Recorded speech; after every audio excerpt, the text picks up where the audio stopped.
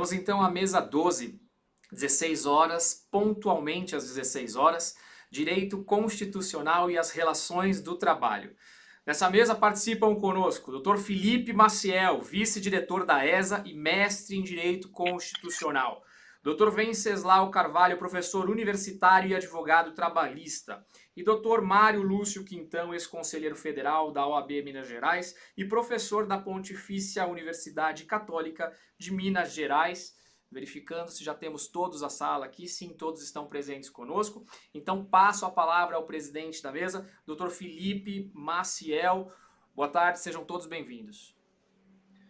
Boa tarde a todos, agradeço ao professor Afonso pela palavra, cumprimento a todos da mesa.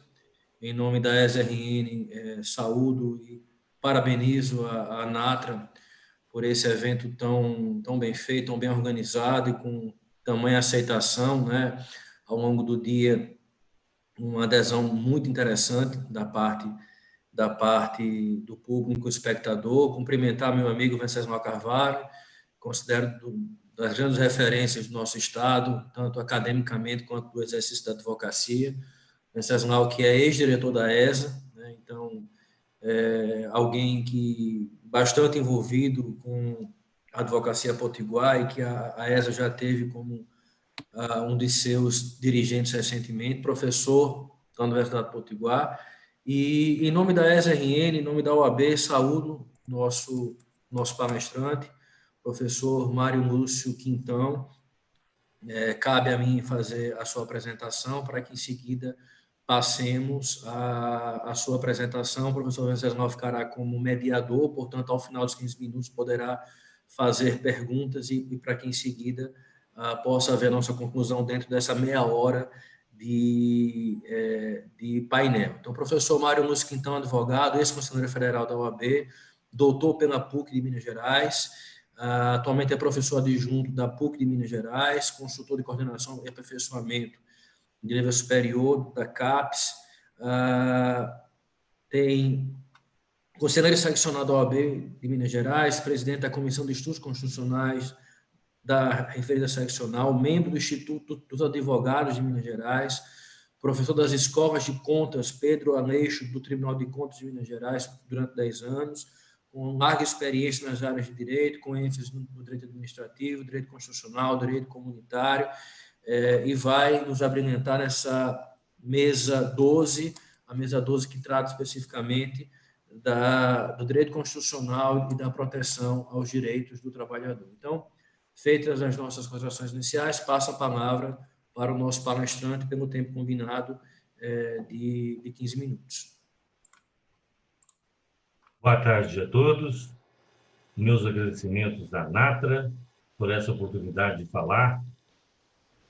Quero saudar os colegas Felipe, Wesley, Afonso e Venceslau. Vamos ser objetivos. Eu começo a minha fala por uma provocação, o mito da caverna, de Platão. Os indivíduos olham as sombras e as confundem com a realidade. O que nós temos hoje? Nós temos um momento de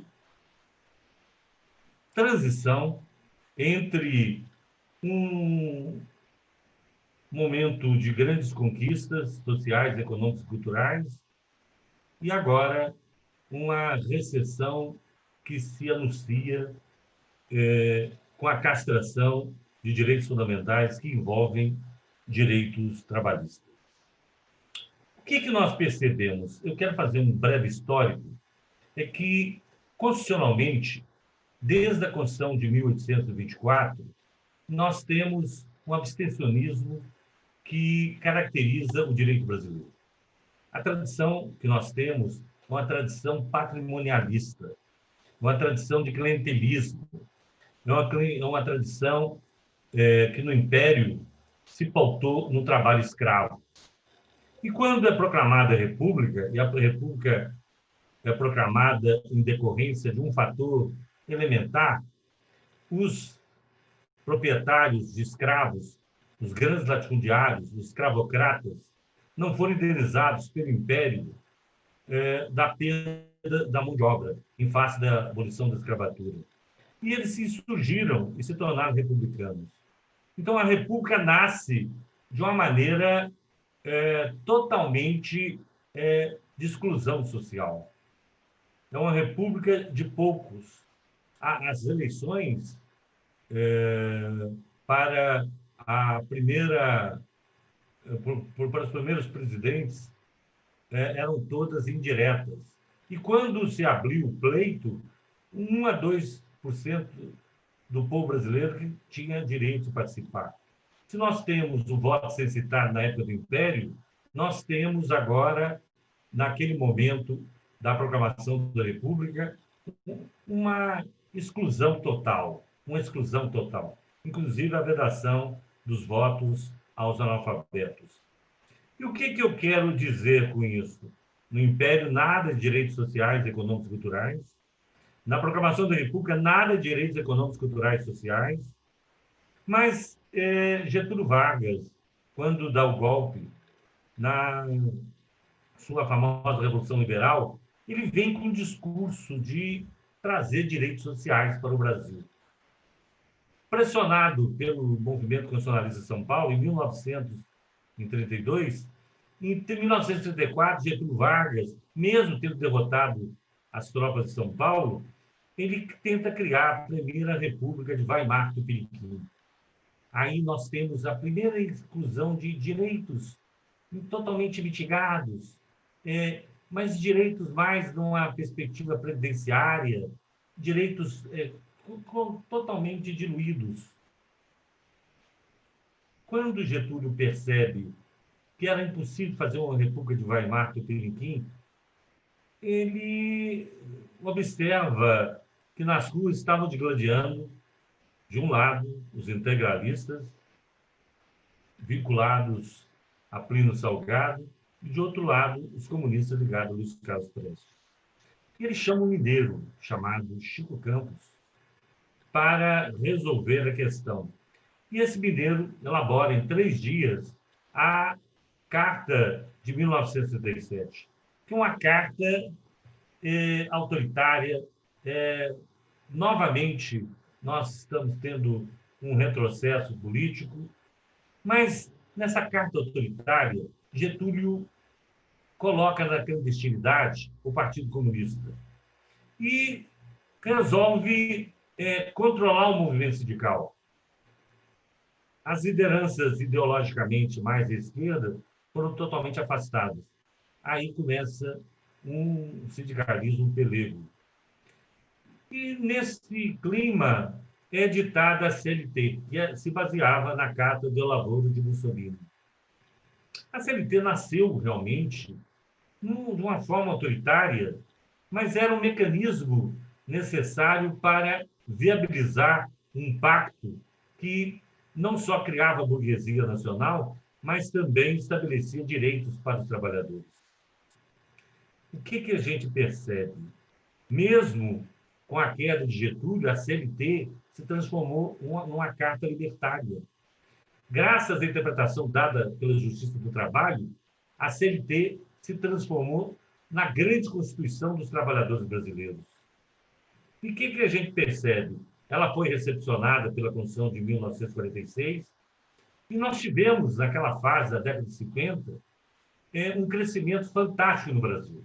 Os direitos sociais eram interpretados juntamente com direitos econômicos, culturais. Mais do que isso, eram direitos que, compreendidos numa perspectiva que não poderíamos ter direitos apenas individuais. Havia necessidade de uma conexão, uma interconexão de direitos. Para a dignidade da pessoa humana, os direitos não poderiam ficar só num perfil individual. Havia necessidade da interdependência, da interconexão. E o nosso welfare state tupiniquim se deu, né, a partir de 1946, mas foi interrompido de 1964. Novamente, um retrocesso político, econômico, e os direitos trabalhistas foram mitigados no período da ditadura militar. Com a Carta de 1988, nós temos uma ampliação de direitos sociais, econômicos e culturais.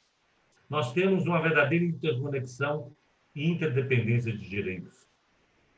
Agora, o que a gente verifica? No caso do século passado, começa a haver um movimento chamado globalização. Esse movimento valoriza a lex mercatoria. Se Bretton Woods, no final da Segunda Guerra Mundial, incentivou a criação de mais direitos sociais, econômicos e culturais, com a globalização aconteceu o reverso. O que se pretendeu ali era mitigar direitos trabalhistas, privatizar setores estratégicos da economia. E o que se valorizaria é a lex mercatoria, a lei do mercado. E o que nós precisamos de ler a respeito disso? Um autor chamado Milton Santos, que ele narra esse processo perverso da globalização, a fabulação das mercadorias.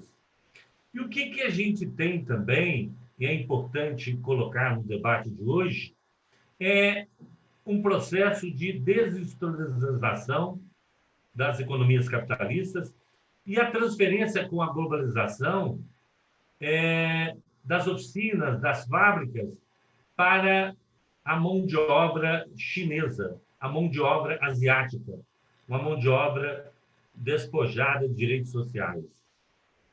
Aí que a classe patronal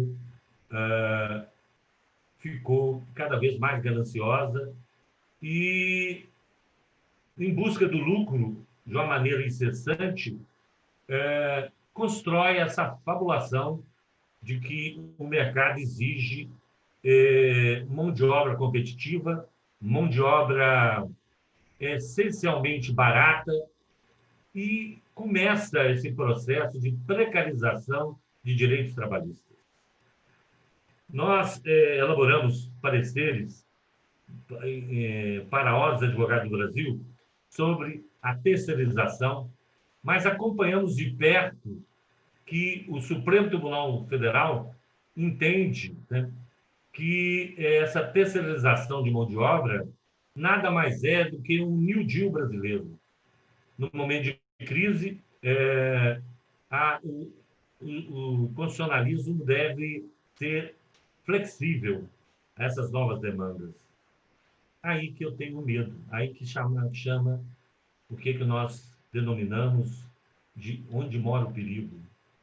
Essa terceirização e, mais na frente, a precarização com a reforma trabalhista realizada pelo governo Temer, praticamente se rasgou o texto constitucional. E, para agravar com a pandemia, há uma flexibilização que a classe patronal está querendo que seja incorporada à legislação trabalhista. Ou seja, a suspensão de contratos de trabalho, a possibilidade de demissão sem a devida indenização. Então, são esses mecanismos que nos deixam assim perplexos. E, da mesma maneira que eu disse que os indivíduos olham as sombras e as confundem com a realidade, o que nós percebemos hoje? O pior do que a pandemia, que nos obriga à clausura, é ouvir o rumor das ruas. É um rumor autoritário, é um rumor de cortina de fumaça. Por quê? A classe dominante brasileira, ela tem objetivos bem específicos. Em qualquer país que sofreu os reveses da chamada pandemia, o que nós observamos? Mesmo nos Estados Unidos, que praticamente não existem direitos sociais, nos Estados Unidos criaram mecanismos para valorizar o trabalhador, assumir a responsabilidade das funções trabalhistas empresariais. E o que nós sentimos nesse país trágico? Que o governo se omite. O governo transfere o trabalhador para o seguro-desemprego, evita o repasse de importâncias significativas para preservar o emprego. Aí ficamos numa sinuca de bico. ficamos com um receio enorme. O que irá acontecer? Então, a nossa proposta como constitucionalista é a resistência democrática. Quando se rasga a CLT, está se rasgando a Constituição. Os direitos fundamentais não são apenas os direitos individuais, são os direitos sociais, econômicos e culturais. O pilar dos direitos fundamentais, indubitavelmente, é constituído por direito trabalhista. Então, tentar rasgar a CLT, como eles fizeram, tentar rasgar a Constituição, como eles continuam a fazer, é, indubitavelmente, um retrocesso social. E faço minha as palavras de Canutilho. Qualquer retrocesso social é inconstitucional. Agora, vocês podem me dizer, o Supremo não afirma isso. E o próprio Superior Tribunal do Trabalho deixa muito a desejar. Fica com evasivas. Então, a resistência que eu proponho é que desse evento saia um manifesto em defesa dos direitos sociais do povo brasileiro, especificamente da legislação trabalhista.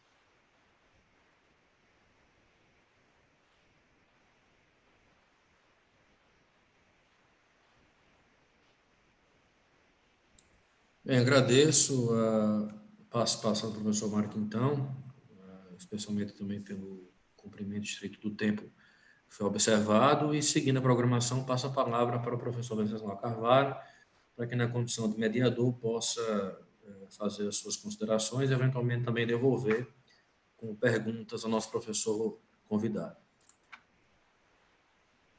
Obrigado, professor Felipe Maciel Pinheiro Barros, meu que tenho a honra de chamar de dileto e querido amigo. Fomos companheiros de bancada na Ordem dos Advogados do Brasil, na nossa seccional. O senhor sabe a estima e a consideração que ele tem, o respeito do nosso trabalho e o trabalho que você exerce. Professor Mário, muito feliz com sua intervenção. Eu não vou dizer principalmente, mas prioritariamente por o senhor ter citado Francisco Campos, ilustre conterrâneo de papai, da querida Dores do Indaiá, cidade da nossa querida Minas Gerais, e estar numa palestra em que um dourense foi citado é motivo de muita alegria e compartilharei com minha família tal momento. Mas me atendo à fala do senhor, a educada fala, o inteligentíssimo pretexto. Algumas questões me vêm à cabeça. Como advogado do trabalho, e um advogado do trabalho que exerce essas funções prioritariamente ao campo corporativo, e esse nome corporativo por si só já fala muito, né, professor?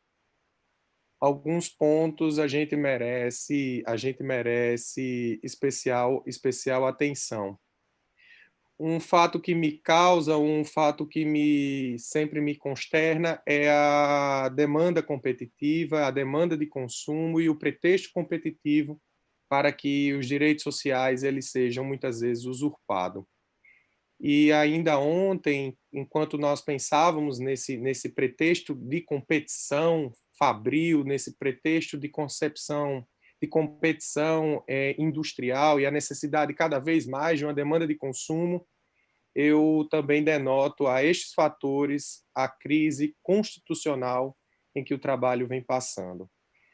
Acredito que em muitas situações, traços como, por exemplo, a atual pandemia ou a atual crise econômica mundial que nós atravessaremos, também se tornará um pretexto perigoso para a usurpação de prerrogativas do trabalho.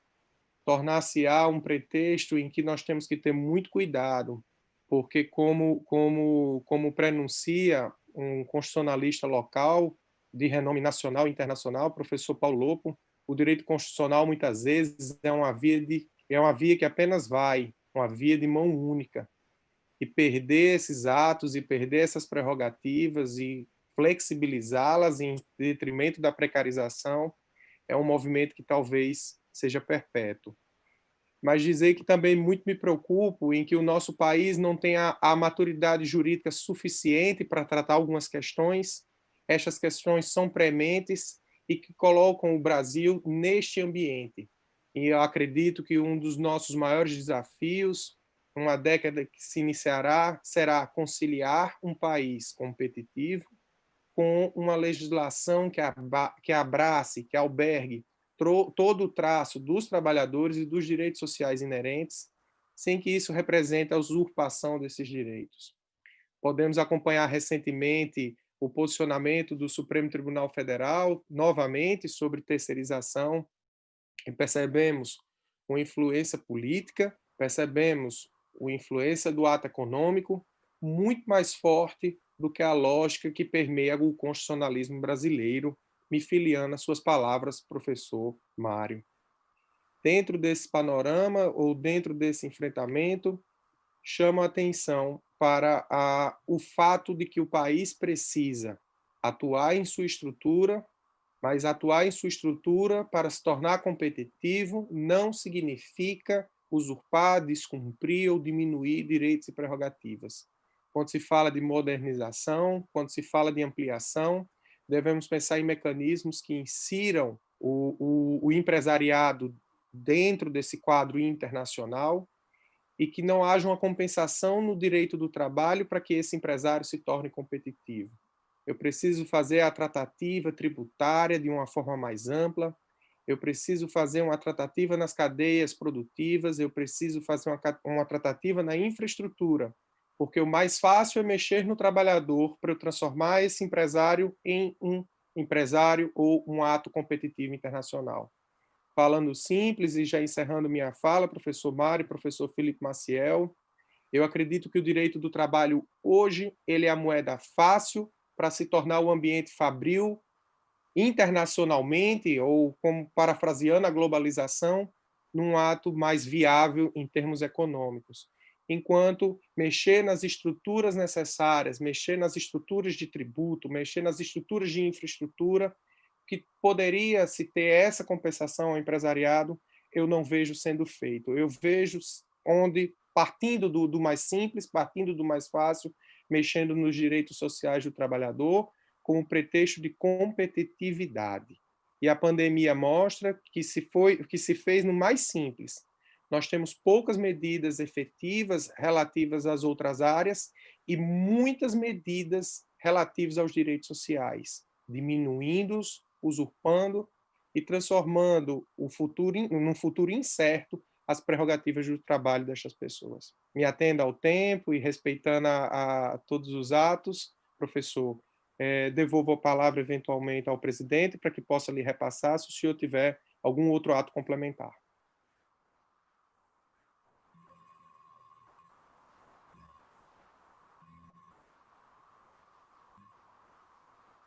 Com a palavra o Felipe, né? Perdão, gente, eu estava com o microfone desligado, não observei. Nós temos cerca de 5 minutos ainda para o encerramento do painel. Então, com base nas considerações feitas pelo professor Venceslau, devolvo ao professor Mário Quintão para que possa fazer suas considerações finais e, eventualmente, responder aos questionamentos que foram anteriormente feitos. Realmente temos muito medo. O medo do rumor das ruas, o medo das medidas econômicas que devem ser tomadas pelo governo, porque o que nós sentimos nesse país? Há um discurso de ódio, há um discurso em que a classe trabalhadora está sendo afastada do processo decisório. Por que isso?